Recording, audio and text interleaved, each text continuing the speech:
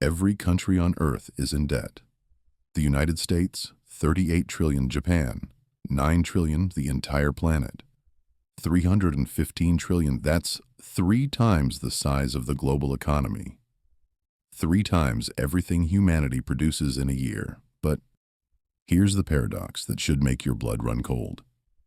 If everyone owes money, who exactly is getting paid? The answer isn't governments. It's not other countries. It's not some secret cartel. The answer is far more disturbing. The world doesn't owe money to anyone in particular. It owes money to itself. But that's not an accident. That's not some emergent property of modern finance. 4 men, 4 bankers across 3 centuries, designed it that way, deliberately. They built a system where debt can never be repaid, where governments must borrow forever, where interest flows eternally upward, and where the architects of this trap profit from every payment, every crisis, every bailout. This isn't conspiracy theory. This is documented history. The meetings happened. The contracts exist. The mechanisms are public record. You can look them up. And once you see how they built it, you'll understand why $38 trillion isn't a problem to be solved. It's the system working exactly as designed. Let me show you the 4 architects, the 4 moments when the debt trap was engineered, and why every government on Earth is now caught inside it, with absolutely no way out. Before 1694, kings borrowed money the old-fashioned way. They'd approach wealthy merchants or nobles, promise repayment with interest, and hope for the best. If they couldn't pay, they'd default. Simple as that. Creditors lost money. Kings found new lenders. The system cleared. It was risky for lenders, embarrassing for kings, but it was contained. Debt was temporary, either repaid or written off. The slate eventually cleared. And then William Paterson changed everything. William Paterson was a Scottish merchant and financial schemer who'd tried and failed multiple times to get rich. But in 1691, he had an idea that would reshape human civilization. England was at war with France. King William III needed money desperately. The treasury was empty. Tax revenue couldn't cover war costs. And traditional lenders were refusing new loans because England had a history of defaulting. Paterson approached the king with a proposal.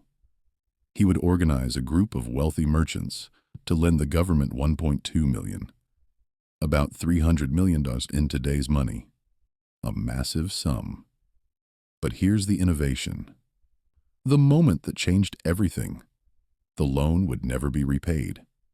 Instead, the government would pay 8% interest annually, forever. And to manage this arrangement, Paterson proposed creating a new institution, the Bank of England. Here's how the mechanics worked. The merchant lenders would give their gold to the Bank of England. The bank would lend it to the government. The government would pay 8% interest annually from tax revenue. The bank would distribute that interest to the merchant lenders. But, and this is critical, the government would never repay the principal. Ever. The loan was permanent. Now, why would merchants accept this? Because the interest payment was guaranteed by Parliament, backed by the government's power to tax its citizens. As long as England could tax, the interest would flow. And the banknotes the merchants received in exchange for their gold, those could be traded. They were as good as money, better than money actually, because they paid interest. Parliament approved Paterson's scheme in 1694. The Bank of England was chartered. The merchants provided their gold. The government got its war funding. And for the first time in human history, national debt became permanent. Not a problem to solve, a feature of the system. Let me show you why this was brilliant if you're a banker. The government paid 8% annual interest on $1.2 million, that's $96,000 per year, forever. The merchants had essentially bought an annuity from the government. As long as England existed, as long as it could tax its citizens, the money flowed. And if they wanted their gold back, they could sell the banknotes to someone else. The debt was transferable, but never repayable. But Paterson's real genius was what came next. The Bank of England was given the right to issue banknotes backed by the government's debt. They could print paper money up to the value of the loan. This created money out of debt. The government's IOU became currency. And the more the government borrowed, the more money could be created. This is the template. Government borrows, never repays principal, pays interest forever, and the debt itself becomes money. It's brilliant if you're a banker, catastrophic if you're a taxpayer, because you're funding interest payments on debt that will never, ever disappear. Within 50 years, every major European power copied the model. France created the Banque Générale. The Netherlands formalized government debt issuance. By 1790, the newly independent United States adopted the same system. Alexander Hamilton explicitly modeled America's financial structure on the Bank of England. Permanent debt, interest paid from taxes, bonds traded as currency. Paterson died in 1719, not particularly wealthy despite creating the Bank of England. But the system he built, still functioning 331 years later. The Bank of England still exists.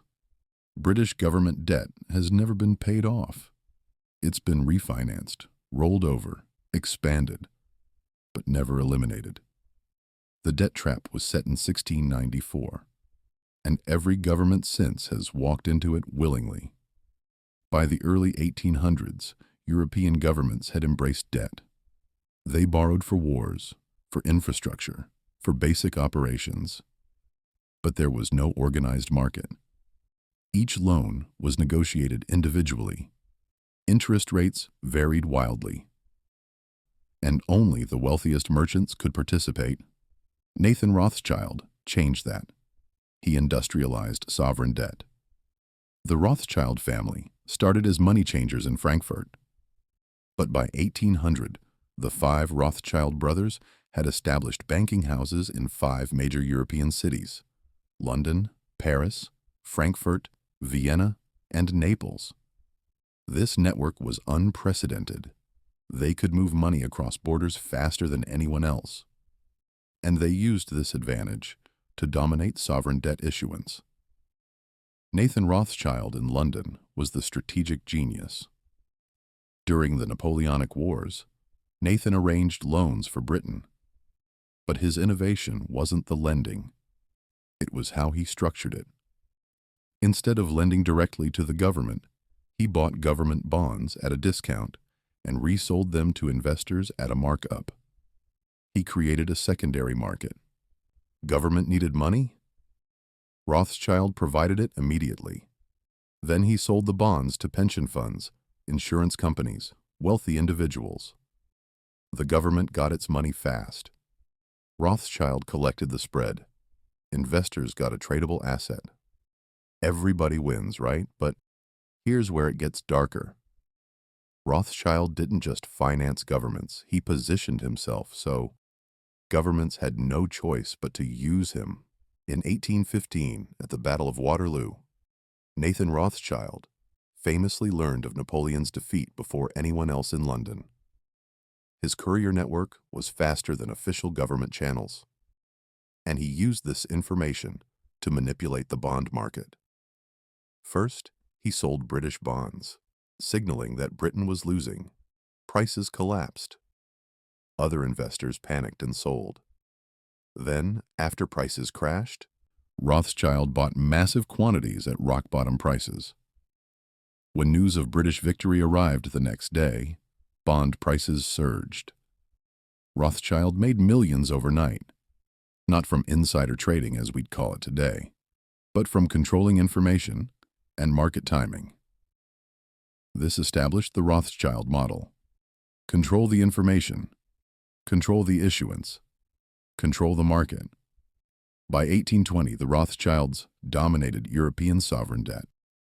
If a government needed to borrow, they went through the Rothschilds. Because the Rothschilds controlled the investor network, they had the distribution, and they set the terms. Here's why this matters for the debt trap. Before Rothschild, governments could theoretically refuse to pay.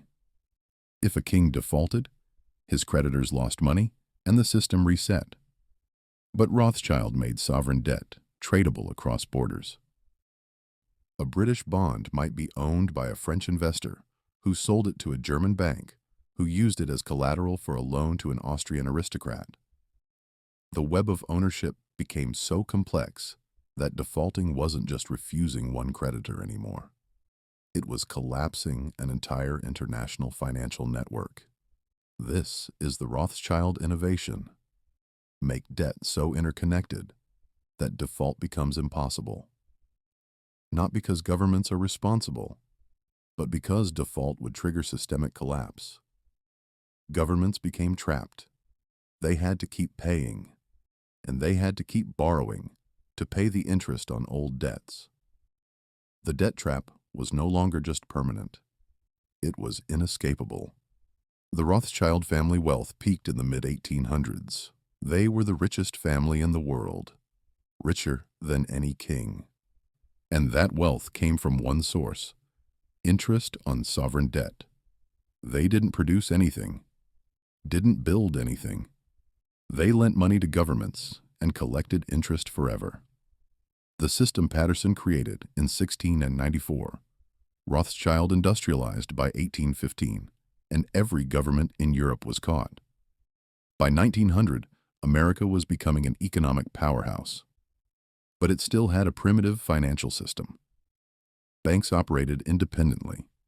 Money supply was tied to gold, and there was no central mechanism to manage debt. J.P. Morgan fixed that, not for the public good, but to protect his banking empire. In 1907, there was a financial panic. Stock prices crashed. Banks failed. The economy seized up. J.P. Morgan personally organized a bailout. He gathered the major New York bankers in his library, locked the doors, and forced them to pledge their own money to stabilize failing banks. It worked. The panic ended, and Morgan became the de facto central banker of America. But he was 70 years old. He knew he couldn't do it again. So Morgan and his associates, the most powerful bankers in America, designed a permanent solution. They needed a central bank. But Americans hated central banks. The first and second banks of the United States had been shut down by populist opposition, so Morgan's group disguised it. In 1910, Morgan's associates, including Senator Nelson Aldrich and representatives from the largest banks, held a secret meeting on Jekyll Island, Georgia. For 9 days, they designed the structure of what would become the Federal Reserve System. The meetings were secret because they knew if the public found out that bankers were designing the nation's monetary system, there would be riots. The plan was brilliant political manipulation. The Federal Reserve wouldn't be called a central bank. It would be called the Federal Reserve System. It wouldn't be one institution. It would be 12 regional banks. It wouldn't be controlled by Wall Street. It would be overseen by a board of governors appointed by the president. It looked decentralized, democratic, public. But the structure ensured banker control. The regional Federal Reserve banks were privately owned by member banks. Those banks elected the boards of the regional feds, and the regional feds influenced the Federal Reserve Board. The government appointed some members, but the bankers controlled the system. And the most important power, the power to create money and buy government bonds, was given to the Federal Reserve Bank of New York, which was controlled by the largest Wall Street banks, Morgan's banks. The Federal Reserve Act passed Congress in December 1913, largely because most representatives didn't understand what they were voting for. And immediately, the debt trap expanded. Now the government didn't just borrow from banks, it borrowed from the Federal Reserve, which could create money to buy bonds. Unlimited demand for government debt. Here's why this matters. Before the Federal Reserve, there was a limit to how much the government could borrow. Banks only had so much money to lend. But the Federal Reserve could create money by purchasing government bonds. The government issues a bond. The Fed buys it with newly created money. The government spends the money, and the debt goes on the Fed's balance sheet, backed by nothing but the promise that taxpayers will service it forever. This is the mechanism that enables infinite debt. The Federal Reserve ensures there's always a buyer for government bonds. Always demand. So the government never has to stop borrowing. It can roll over debt forever because the Fed will always buy it. And the interest payments flow from taxpayers to the banks that own shares in the Federal Reserve System. Morgan died in 1913, the same year the Federal Reserve was created. But his legacy is the structure that makes the current $38 trillion in U.S. debt possible. Without the Federal Reserve, the government couldn't borrow at this scale. The market wouldn't support it. But with the Fed as a guaranteed buyer, there's no limit. The debt trap became infinite. By the 1970s, the debt trap Paterson, Rothschild, and Morgan built was functioning globally. Every developed nation borrowed, rolled over debt, and paid interest. But developing nations were different. They borrowed for infrastructure, and many couldn't keep up payments. The debt trap was reaching its limits, until Paul Volcker made it permanent. Volcker was Federal Reserve Chairman from 1979 to 1987, and he faced a problem. Inflation was over 10%. U.S. credibility was eroding. Foreign governments were losing faith in the dollar. He needed to stop inflation, even if it meant causing a recession. So in 1979, Volcker raised interest rates dramatically. The federal funds rate went from 11% to 20%, the highest in American history. This crushed inflation, but it had another effect. Developing nations had borrowed billions in dollars during the 1970s when rates were low. Now those loans were due, and the interest rates had tripled. Mexico owed $80 billion, Brazil, $60 billion, Argentina, $40 billion, and they couldn't pay. The interest alone exceeded their export revenues. In August 1982, Mexico announced it couldn't make payments. Default. This should have triggered global financial collapse. American banks had lent most of that money. If Mexico defaulted, Citibank, Bank of America, Chase Manhattan, all would take massive losses. Some might fail. The entire banking system was at risk. Volcker could have let it happen. Let the banks take losses. Let the market clear. But he didn't. Instead, he orchestrated a bailout through the International Monetary Fund. The IMF would lend Mexico, Brazil, Argentina, and others enough money to keep making interest payments to American banks. The loans were called structural adjustment loans, and they came with conditions, brutal conditions. Governments had to cut spending, privatize state assets, open markets to foreign investment, devalue currencies, basically dismantle their economic sovereignty in exchange for the money to keep paying interest. And here's the key. The IMF loans didn't reduce debt. They just rolled it over, made it manageable but permanent. This is the Volcker innovation. When debt becomes unpayable, don't forgive it.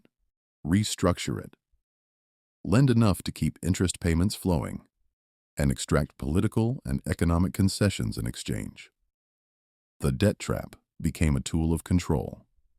Countries that couldn't pay were forced to open their economies, sell their assets, and submit to foreign economic policy in exchange for the privilege of staying in debt. This pattern has repeated for 40 years. Greece in 2010, Argentina in 2001, Sri Lanka in 2022. Every time, the same structure. IMF loans to keep paying interest. Austerity imposed. Sovereignty surrendered. And the debt never eliminated, just restructured, made perpetual. Volcker died in 2019, but his legacy is the mechanism that ensures the debt trap is global and inescapable. Even when countries can't pay, they're not allowed to default. They're refinanced into permanent indebtedness. And the interest keeps flowing to the creditors. The same banks, the same institutions, the same system Paterson created in 1694. Now let me show you how these four architects built a system where debt is infinite and escape is impossible. Start with Paterson's model. Government borrows, pays interest forever, never repays principal. Add Rothschild's innovation. Make the debt tradable globally, so it's not one creditor, it's a web. Default collapses the system. Add Morgan's mechanism. Central banks create money to buy government bonds. Unlimited demand. Government can always borrow more. Add Volcker's trap. When countries can't pay, restructure, don't forgive. Keep the interest flowing.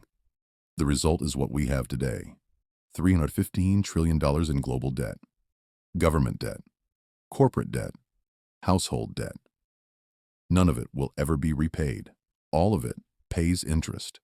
And all of it is connected through the financial system. So default anywhere threatens collapse everywhere. Here's the specific mechanism. The U.S. government issues $38 trillion in debt. Who owns it? About $20 trillion is owned by the American public. Pension funds, mutual funds, insurance companies, banks, and the Federal Reserve. These institutions buy treasury bonds because they're considered safe assets. But those bonds pay interest, about $1 trillion per year. And that interest comes from taxes. So taxpayers send money to the government. The government sends it to bondholders. And the bondholders are mostly institutions owned by the wealthy. It's a wealth transfer from workers to capital every year, forever. The other $18 trillion is the government owes it to itself. Social Security Trust Fund, Medicare Trust Fund. The government borrowed from these programs and spent the money. Now it owes itself, but ultimately, taxpayers owe. Because when Social Security needs to redeem those bonds, the government has to raise taxes or borrow more to pay. It's a shell game. But the interest flows regardless. Now scale it globally. Japan owes $9 trillion, mostly to Japanese institutions and the Bank of Japan. Europe owes $14 trillion, mostly to European banks and the ECB. China owes significant domestic debt held by state banks.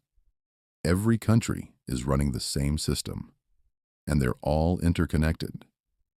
Japan holds U.S. treasuries. The U.S. holds European bonds through the IMF. Europe holds developing nation debt through the World Bank. It's circular.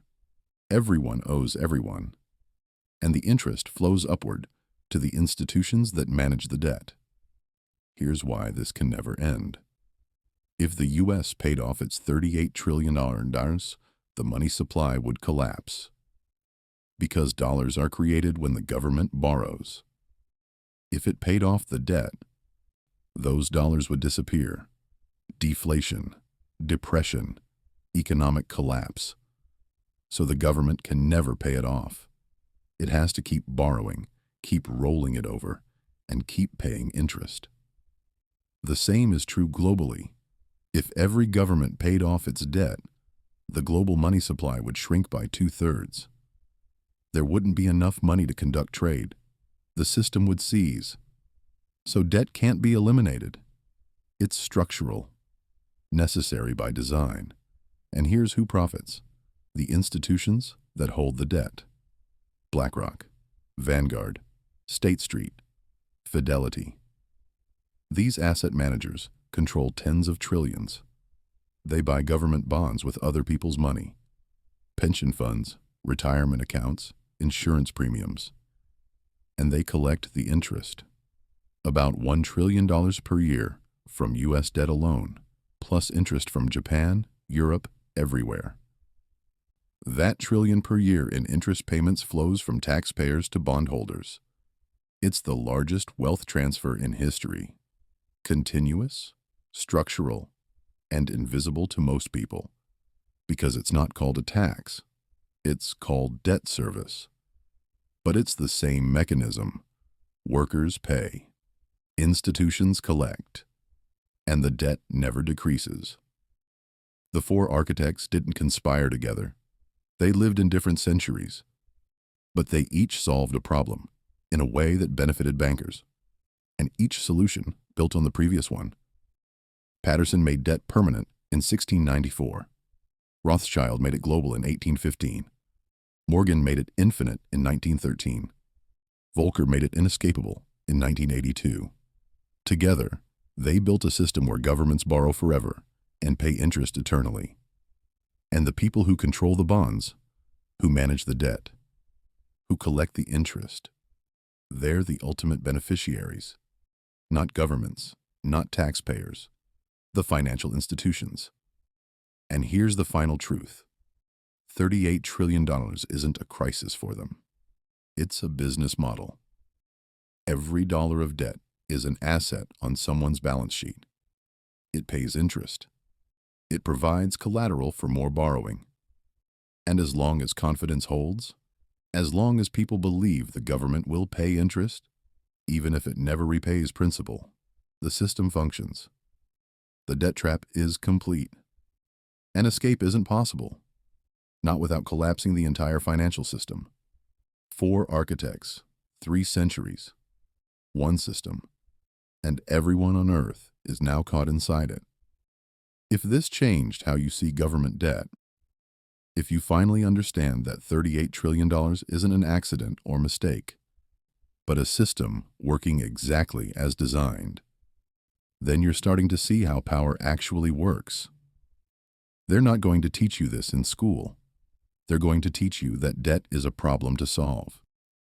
But the architects knew better. Debt isn't a problem. It's the foundation. And interest is the rent we pay to live in their system.